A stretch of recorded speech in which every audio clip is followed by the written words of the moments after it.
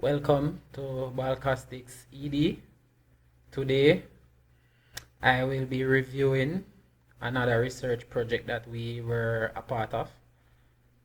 As you can see here, it's a research that focuses on the main challenges faced by female-owned businesses across the Caribbean. And that include countries such as Jamaica, Trinidad and Tobago, Barbados, Guyana, Belize, Bahamas, Suriname, and other OECS countries. And here you will see as well that we have the research team, which was made up of Catherine Smith, who was the lead researcher, and Dr. Jonathan Lashley, who is a senior fellow from the Arthur Lewis Institute, UWI Caville. And myself, I was in terms of the quantitative research area, and I am, represent Balcastics. Now, in terms of the objectives of this research, the main objective was to investigate whether the challenges facing women-led firms in the region vary according to their stage of development. So that was one of the main objectives. And another was to investigate how these challenges change over time.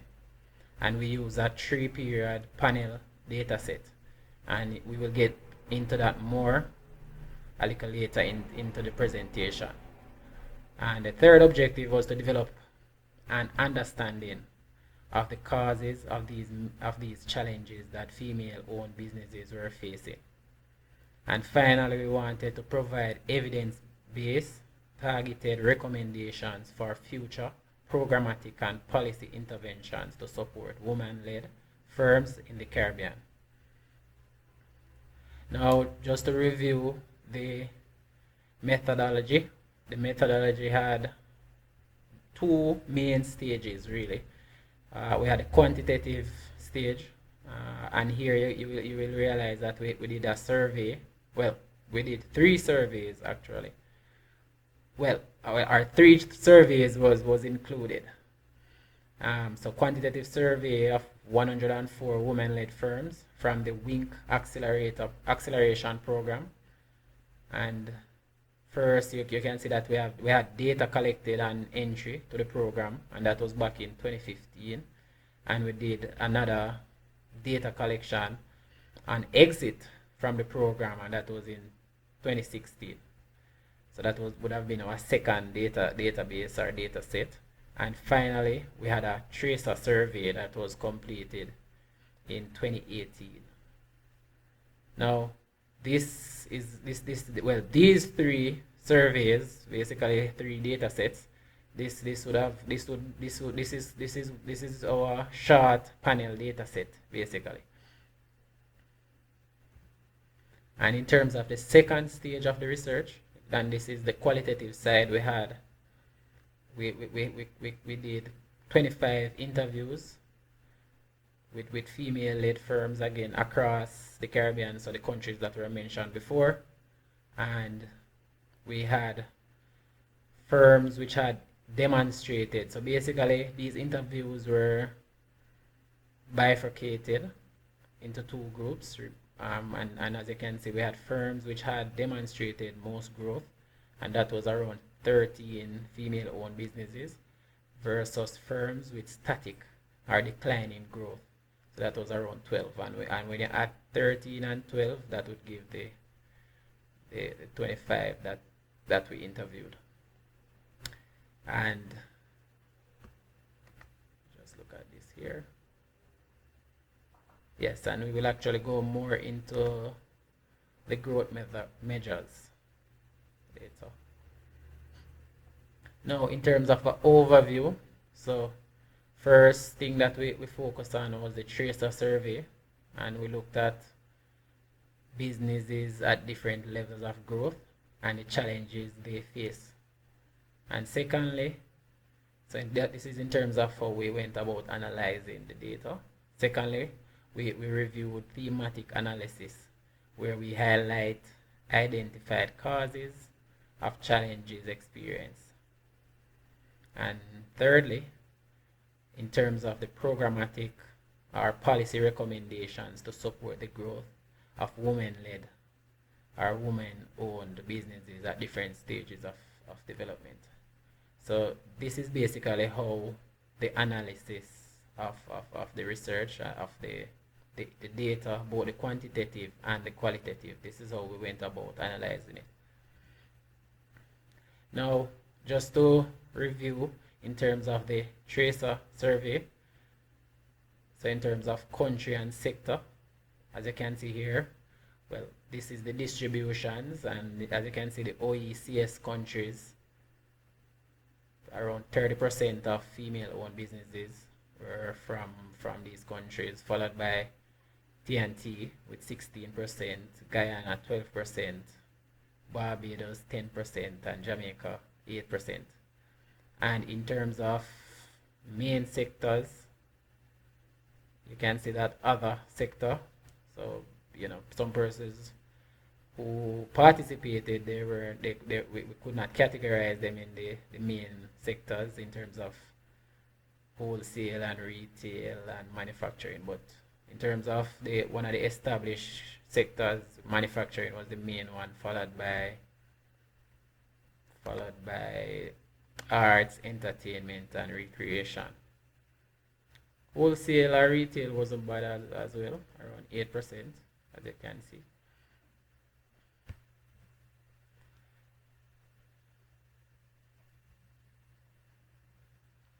Now, let us firstly we'll actually look at the tracer survey. So in terms of the findings that we got from the tracer survey, and in terms of firms with increased employment, right?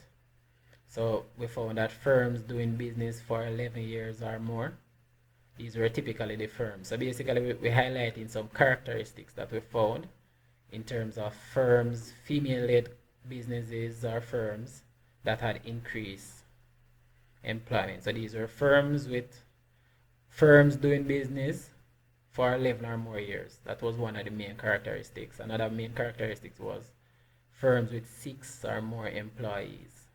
So these are more likely the firms with increased employment over the period, which was the last 12 months. Yes, so as you can see, it's in the last 12 months. And the third characteristic was that approximately half of these firms typically export. So just to recap here, so from the tracer study, this was one of the main findings in terms of companies, female-led firms, businesses, companies that indicated that they had increased their employment, right? So these firms are typically firms that are doing business for 11 years or more, and these are firms with 6 or more employees, and approximately half of all of these firms typically export. Now, in terms of firms with decreased employment, so what are the characteristics of businesses which decrease employment over the last 12 months? So these are firms doing business for between 7 to 8 years, companies with approximately 4 employees, and in this category, about 24% are around 2 out of every 10 firms export in this group. So basically around 2 out of every 10 firms in this group. So this is much lower compared to firms that increase, which had around 50%. So that was something that we noticed in terms of characteristic of business. So remember, one of the objectives was in terms of growth stage. So this is one of the proxy. And just to look more into the tracer survey, so highlighting some other aspects and characteristics. So we say in terms of the highest growth, so firms with the highest growth, increase employment and market reach, market expansion equal around 12 firms. So that's what we found from the tracer survey. And typically in the past 12 months as well, these firms, businesses with the with the highest growth rate and highest growth in terms of the business, they typically have change in employment range from around 1.5 to around 22, and that is in terms of full-time employees. Now, in terms of some growth, so businesses who reflected some growth over the period. So the characteristic of these businesses: some growth in job creation, market reach, expansion. So in terms of market expansion, around 14 firms we categorize in this category, and change in employment range from around 0.5 to 2 full-time employees. Now, in terms of marginal decline or stasis in employment, as you can see here, market reach or market contraction, around 17 firms we place into that category, or into this category, and they saw employment decline, or they didn't have no increase in their employment. So in terms of 0 FTS, that is full-time employees. And the companies that we categorize as the greatest decline, they are the greatest decliners, are stasis. So they weren't growing or increasing any employment any at all over the period. So in terms of market reach, and they basically recorded market contraction. And that 15 firms fell into this category. And in terms of change in employment, that range from around, the decline in employment up to 24 employees, as you can see, and that is in terms of full-time employees.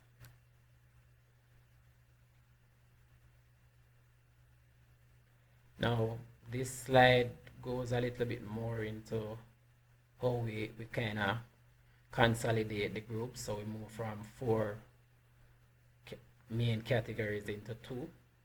So we kind of consolidate in terms of some growth and in terms of the decline and stasis. Now, again from group 1, so we have 2 groups, so we consolidate from 4 groups here. So highest growth, some growth. Again, we're breaking out these female-owned businesses into different groups based on their characteristics. And as I can see, the characteristics is in terms of the employment, the amount of employment that they increase or decrease employment in the past 12 months. And so from these four groups, we consolidate into 2 groups here. And from the 2 groups now, we're basically going to explain in terms of the main constraints facing each group. So the first group is some growth. So companies that experience some growth over the period, these companies we found overall median employment was around 3, with growth firms being larger at around 5, right? So so median, that's basically companies in the middle. So since exiting the program, growth firms experience changes of between 0.5, 1.5 basically is 1 part-time employee. So when you see these 0 point, you might be wondering, you can't have 0.5 of an employee, but the 0.5 is if it's a part-time employee. Yeah. So changes of between 0.5 to plus 22, with a median of plus 2 employee increase. So this is basically how we categorize the some growth businesses. And in terms of businesses that experience decline or stasis, so overall these type of businesses where medium employment was 3, so similar to some growth, with decline or stasis firms being smaller at 1.5, right?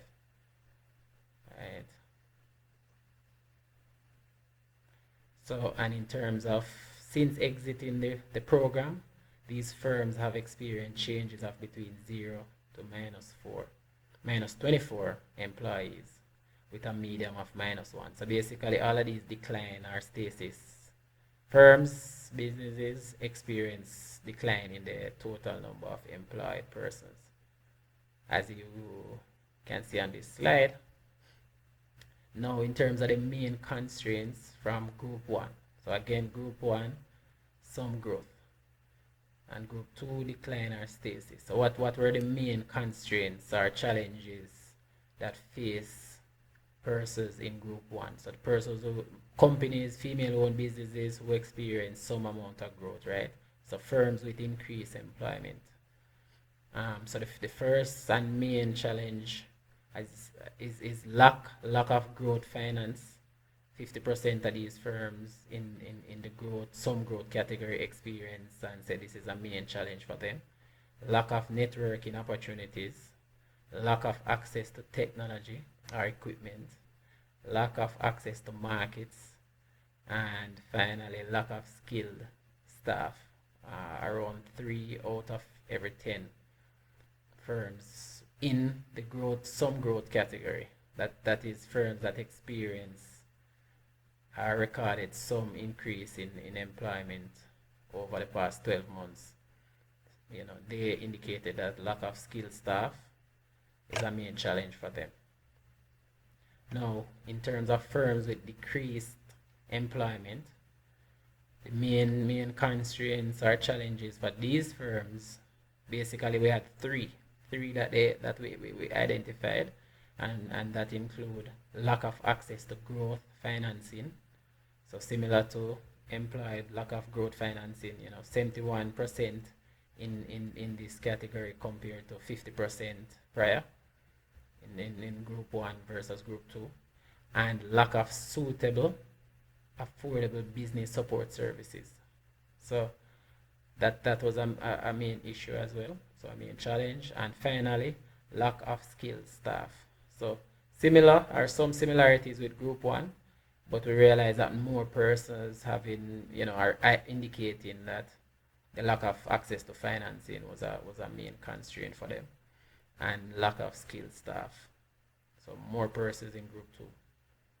Now, at this stage, we will actually look at 3 survey points. We remember we mentioned initially about the approach, which is a panel database, panel methodology approach. So first we had the baseline survey back in 2015, the exit survey in 2016, and the tracer survey in 2018. So 3 survey points, basically 3 databases that we're looking at. Now we compare, so now we're going to compare challenges that these female-owned businesses face over the different periods, right? So basically we did surveys. Our surveys were done with female-owned businesses at different time periods, right? That's the panel approach. And so this is the finding. So initially, when persons entered the accelerator program, so this was a program basically that persons got training based on the sponsors, which was Compete Caribbean, and we will mention and explain more about Compete later down in this presentation. But yes, so these were the main challenges based on the baseline survey back in 2015. So the baseline survey would have been done at the entry to the program, and these were the main challenges: lack of access to growth financing, which is becoming repetitive now, because this is a constant challenge, constraint, whatever you want to call it, for businesses and female-owned businesses. It's very clear as well. Lack of suitable or affordable support services, as you can see. Lack of skilled staff, and lack of access to markets. And finally, lack of networking opportunities for businesses, so female-owned businesses. So even the program, so even this acceleration program that was done by Complete Caribbean would have been a part of increasing networking opportunities for female-owned businesses across the Caribbean. Now, let us move now to 2016. So 2016 again. So when the survey was done, this would have been at the exit of the program. So the acceleration program was a 12-month program. So at the end of the program, they did that exit survey, and these are the main challenges again that were indicated. So lack of access to growth financing, lack of skilled staff, lack of suitable space, and customer and trade regulations, lack of equal treatment by financial institutions. So a few variations in terms of baseline versus exit, but certain challenges are persistent, are consistent. And in terms of the final survey that was done, so this is the Tracer survey, which was done in November 2018, right? So again, the main challenges are constraints, again, that were highlighted. Lack of access to growth financing. Basically, 6 out of every 10 female-owned businesses indicated that, yes, this is still a challenge and still the main challenge that they face.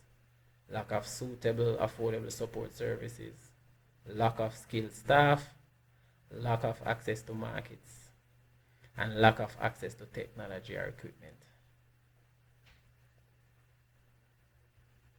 So basically across all 3 data points, all 3 periods across the panel, right? Baseline, exit, and the Tracer survey in 2018.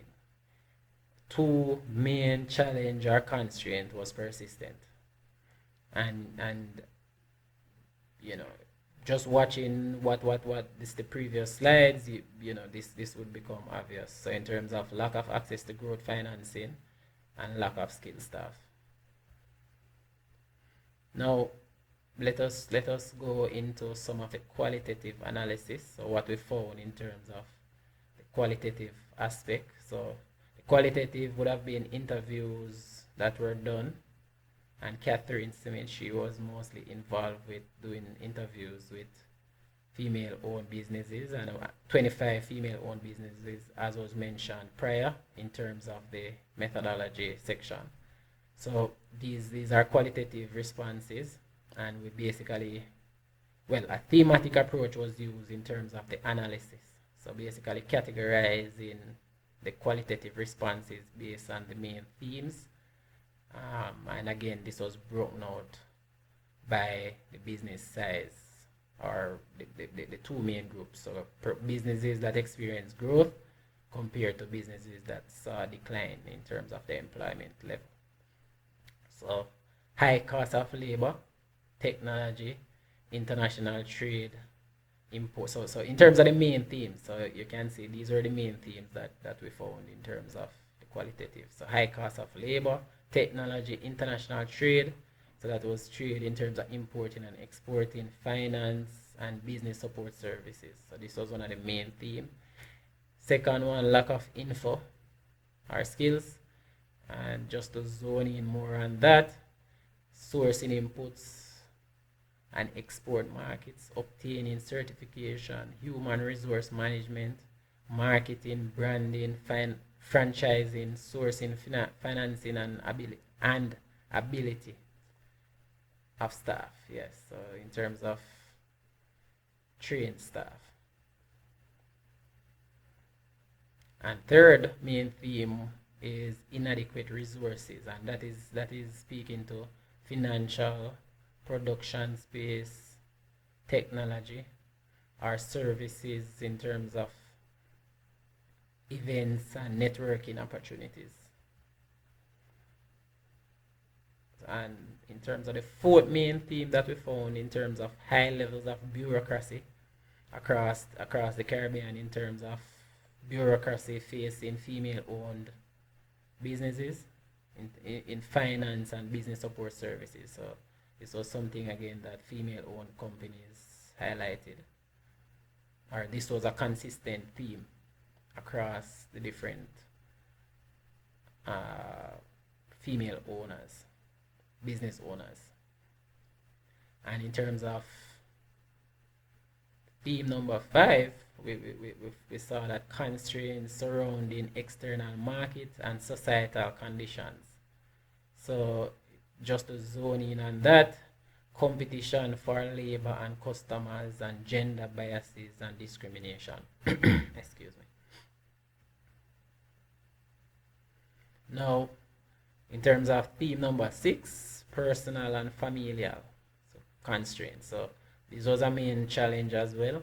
So differential motivations, lack of time, lack of self-confidence, aversion to debt, and lack of support. So, female owners typically have more responsibilities in terms of the home and helping with, children, or they are typically the primary supporters of, and in terms of caregiving for the children. So they typically have a time limitation and time constraint that is a main challenge as well. Now, in terms of programmatic and policy recommendations, right? So typically when we do research, we will always include some form of policy recommendations as to how these results can help stakeholders, future generations, the society, and in terms of even other programs that other organizations might look to develop to help or to support businesses, female-owned businesses.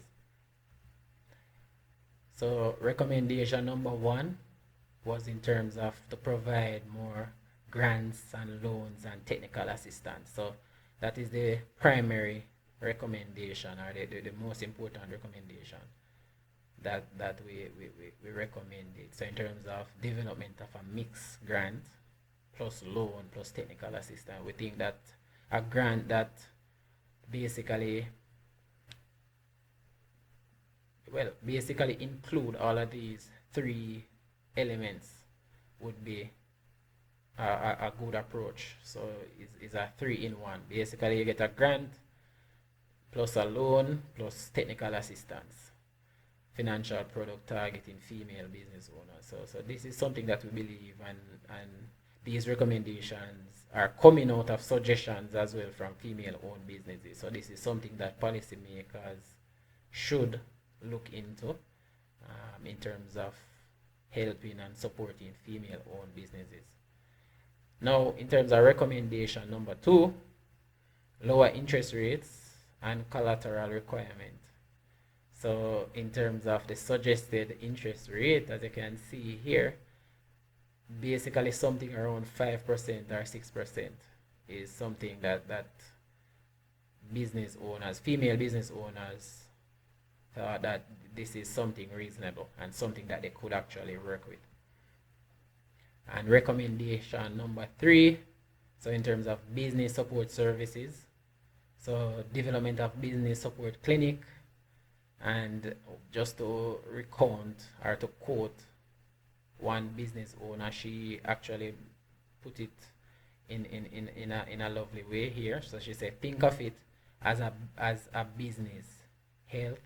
So think of it as a business health clinic where you are looking at different areas of the business and having a checkup, like what you do every year for your body. So basically she's suggesting that something like this, so a business support service center or clinic, this could be online or offline, where female owned business owners can basically do a checkup yearly.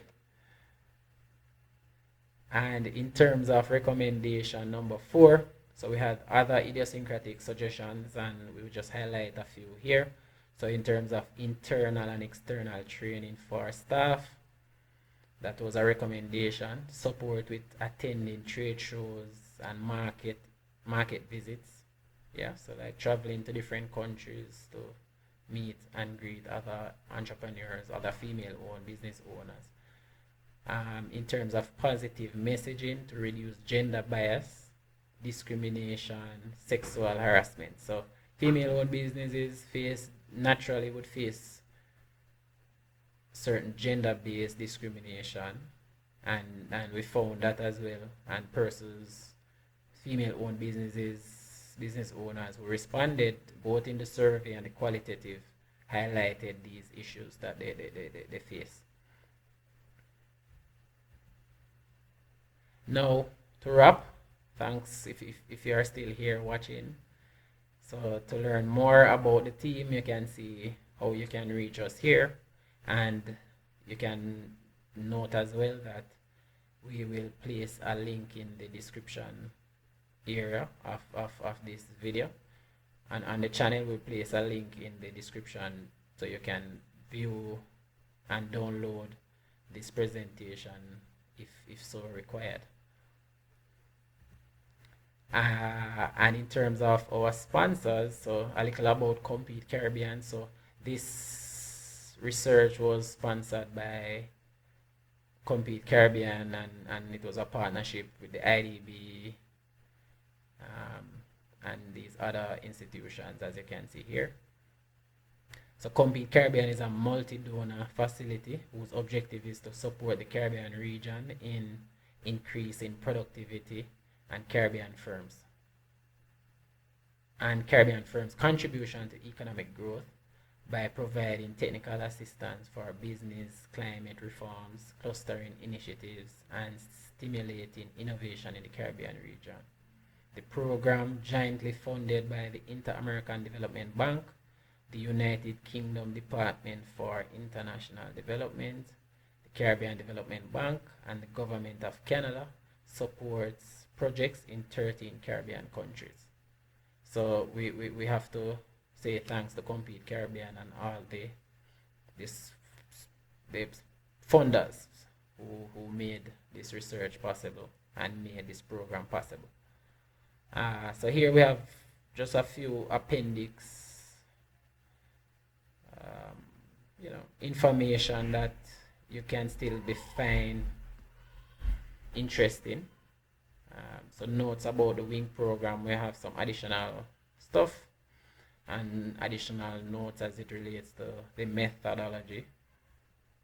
Notes, methodology as we mentioned, and additional notes again as it relates to employment constraints, as it relates to the Tracer survey, and in terms of the qualitative notes for the thematic analysis.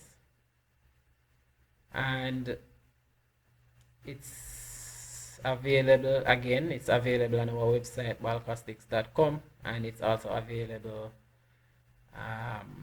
to download. So thanks for watching, thanks for taking the time, much appreciated. Please like and subscribe if you like the content. We have both legal and research content that we share from time to time. Thanks again, and take care.